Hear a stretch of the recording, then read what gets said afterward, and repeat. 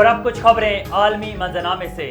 Brazil کے صدر نے غزہ میں نسل کشی کو ہولوکاسٹ سے تشبیہ دیتے ہوئے کہا ہے کہ اسرائیلی غزہ میں فلسطینیوں کی نسل کشی کر کے ہٹلر کا کردار ادا کر رہا ہے۔ خبر ایجنسی کے مطابق برازیل کے صدر لولا ڈی سلوا نے ایتھوپیا میں افریقی یونین کانفرنس سے خطاب کے دوران کہا ہے کہ جو کوئی غزہ میں ہو رہا ہے وہ ماضی میں کبھی بھی نہیں ہوا۔ تاریخ غزہ کی اس وحشیانہ جنگ کی مثال پیش نہیں کر سکتی۔ صدر لولا ڈی سلوا نے کہا ہے کہ اس وقت غزہ میں جو کچھ ہو رہا ہے یہ نسل کشی ہے۔ غزہ جنگ ویسی ہی ہے جیسا ہٹلر نے یہودیوں کے ساتھ کیا تھا۔ صدر لولا ڈی سلوا نے کہا ہے کہ جو کچھ اسرائیلی فوج کر رہی ہے یہ سپاہیوں کے خلاف جنگ نہیں، یہ انتہائی جدید اسلحے سے لیس فوج کی غزہ میں عورتوں اور بچوں کے خلاف جنگ ہے۔ ادھر برازیل کے صدر کے بیان پر اسرائیلی وزیراعظم نیتن برہم ہو گئے۔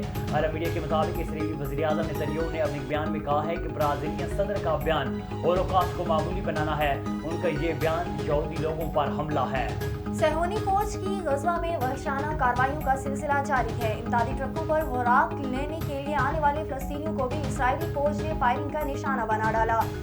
عرب میڈیا کے مطابق وسطی غزہ کی پٹی میں نصیرات، الزواتے اور دیر البلخ میں اسرائیلی بمباری کے نتیجے میں 70 افراد شہید ہو گئے، جبکہ بمباری کے نتیجے میں دیگر درجنوں افراد زخمی ہوئے۔ ہلاک اور زخمی ہونے والوں میں زیادہ تر بچے اور خواتین ہیں۔